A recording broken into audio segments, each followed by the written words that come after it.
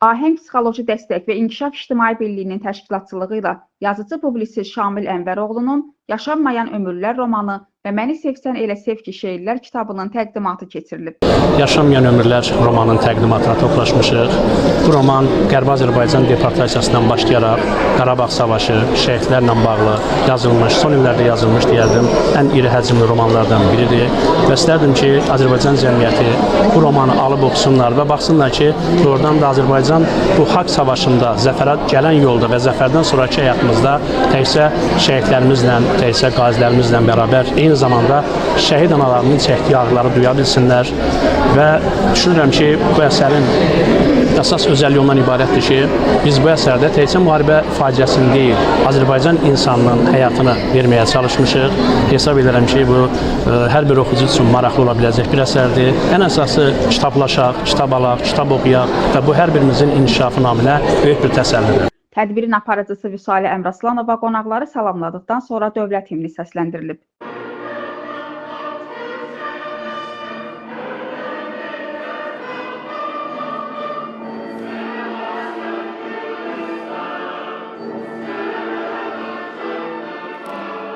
Şamil Ənvəroğlu əsərləri haqqında qonaqlara geniş məlumat verib. O, tarixi gerçəklərin ədəbi əsərlər vasitəsilə gələcək nəsillərə çatdırılmasının vacibliyinə diqqət çəkib.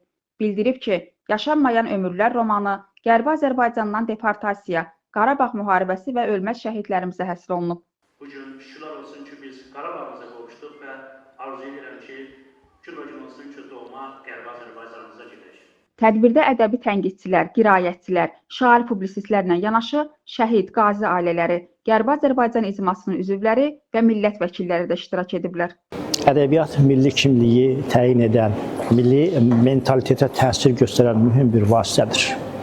Bugün əgər biz ədəbiyyatdan öyrəndiyimiz tarixi yaddaşı, bizə rol model olan obrazları yaşatmasaq, cəmiyyətdə nəsə mütləq əksik qalacaqdır. Ədəbiyyat təkcə lirika, poeziya hadisəsi deyil.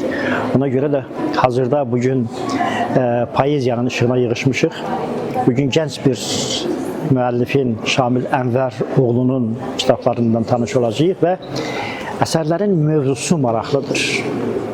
Əsərlər Qərbi Azərbaycana həsr olunan mövzulardır və bugün tarixi yaddaşımızda Qərbi Azərbaycanın canlandırılması üçün mütləq oradakı həyat tərzimizi, məişətimizi, mədəniyyətimizi həm ideoloji təbliğat vasitələrindən öyrənməliyik, həm də ədəbiyyat vasitəsindən öyrənməliyik. Çünki ədəbiyyat obrazlı şəkildə tariximizin bir parçasını bizə təqdim etdiyinə görə emosional yaddaşa xitab etməklə daha çox yadda qalan olur. Ona görə də bu cür tədbirlər bizim milli bütövlüyümüz istiqamətində atılan addımdır. Azərbaycan Prezidenti 2022-ci il dekabrın 24-də Qərbi Azərbaycan icmasından görüş zamanı ifadə etdi, bildirdi ki, Qərbi Azərbaycana biz qayıdacağıq, amma sülh yolundan qayıdacağıq.